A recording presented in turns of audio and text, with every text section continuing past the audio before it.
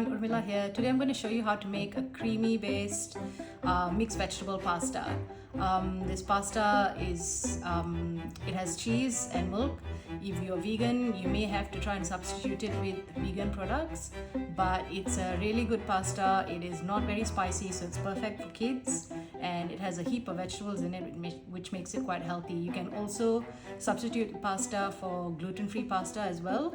And yeah, I think you'll really enjoy this dish. Let me show you what you're going to need next.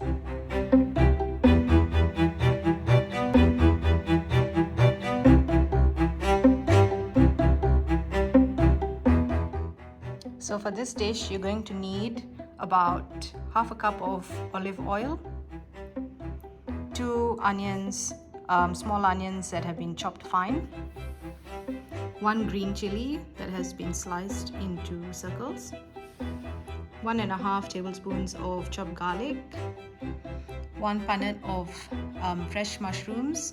You can also use canned mushrooms if you prefer, 2 carrots that have been grated, half a cauliflower that's been cut, and 1 head of broccoli.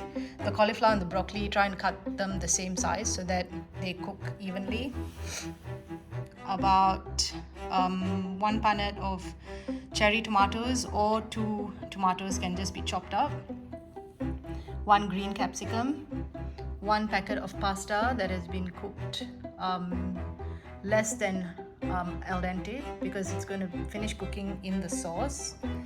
And then I've got half a cup of water, a can of evaporated milk, which is about 385 mils, and a block of cheese, 250 grams of this cheese, which I'm going to grate to add later, salt, mixed herbs or Italian herbs, and pepper. So let me show you what you're going to do next. So in a pot, add the olive oil and let it heat. Once it's heated, add in your chopped onion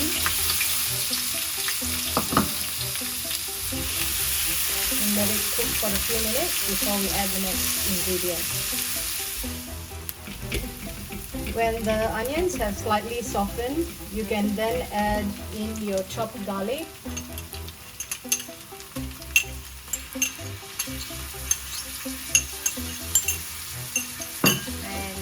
chilies, and let that cook for a few more minutes.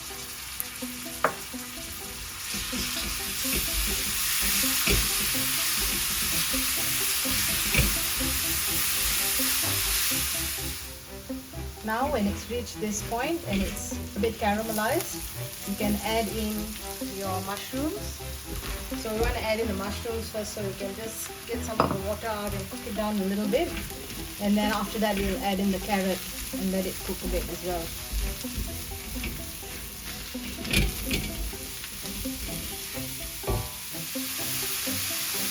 Next, I'm going to add in the grated carrot.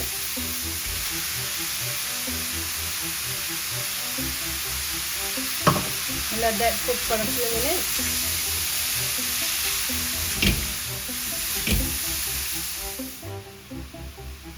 Next, I'm going to add in the broccoli and cauliflower. These 2 vegetables they take a bit longer to cook, but they also don't have to be cooked until they're mushy for them to be nice. So you can leave them to be a little bit crunchy when you're cooking it in the pasta, because it's nice to have a few crunchy vegetables in there. They don't have to be raw, but I'm adding it in now, and I'm going to let it cook for a few minutes, like 2 or 3 minutes, and then I'll add in the next few vegetables, and it'll continue cooking in the sauce. So I'm not going to cook it for too long here, and I'm not going to cover it and cook it either, because I don't want it overcooked and I don't want all the vegetables to be mushy. So let's just leave that for a couple of minutes, and then I'll come back with the next step.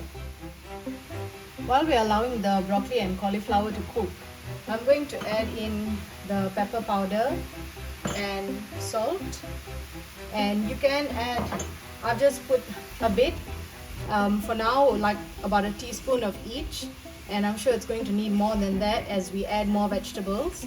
But for now, just add that in so that these vegetables can get some flavor into them, and we'll keep cooking, and as we go we will add a bit more pepper and salt to taste if it's required.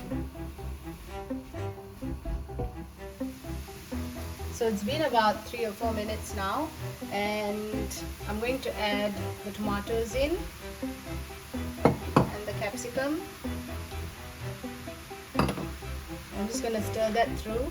Of course, with this pasta dish, I like to add quite a few different vegetables. It's supposed to be a mixed vegetable pasta, and because I'm vegetarian, obviously, and my family is vegetarian as well, we eat a lot of vegetables, so I like for the kids to have a fair share of different vegetables in their meal, and this is a good way of getting a few different vegetables into one dish. So obviously you can change the combination of vegetables to suit what your kids like. You can use asparagus, Brussels sprouts if they like that,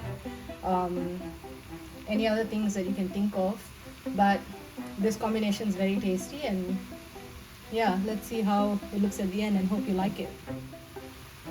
So I just tasted a small piece of cauliflower, and it is still a bit crunchy but a bit cooked as well. So that's a perfect time to add in the evaporated milk. Just going to add the whole can in. You can also use fresh milk if you prefer, just evaporated milk's a bit thicker, so when you're melting the cheese it tends to hold a bit better as well. I'm going to add a bit of water as well, just so that it doesn't become too gluggy. And then actually I'm not going to add the cheese yet. I'm just going to let that heat up a little bit more. And if you feel like, because we're going to have to add the pasta as well, I feel like maybe I need to add a little bit more milk, so I might just add a bit of long life milk or fresh milk, whichever you prefer, and then we'll see how it goes after that. I'm just going to add in another 6 ounces of fresh milk and just let that cook for a minute.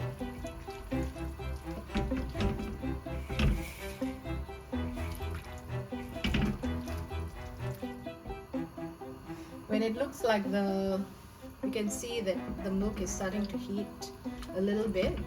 I don't want it to boil too much, so I'm going to add the pasta in so that the pasta can continue cooking in the heat, and you can get some nice perfectly cooked pasta as opposed to undercooked pasta.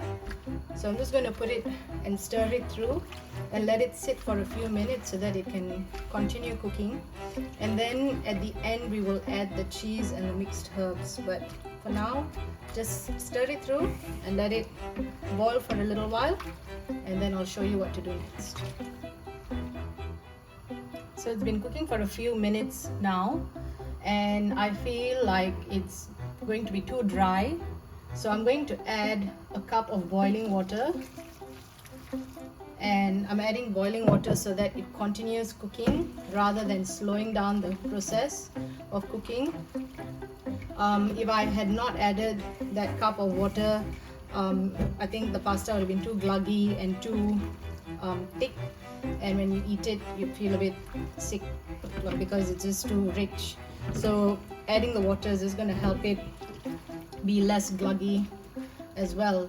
I know at the beginning of the recipe or the beginning of the video, I told you only needed half a cup of water, and my daughters always tell me that I never give them a specific recipe, but it's because I cook as I see and as I feel, and so if it looks like it needs something, I add it. If you think your pasta doesn't look like it needs, or you want it to be thick, then don't add the extra water. Also with pasta, the thing is, as it cools it becomes thicker, so when you finish cooking it and you've put the remainder in the fridge. Tomorrow when you take it out, it'll all be stuck together. So that's why I'm adding the extra water, so that tomorrow, if there is any left over, it would not be just a big clump of pasta and vegetables. Hope that makes sense. So now when the vegetables are cooked and the pasta is cooked, and you can see it's all nice and creamy, you can add in the grated cheese. Obviously my brain's not working today. Add in the grated cheese and just stir it through, and right at the end, once the cheese has all melted,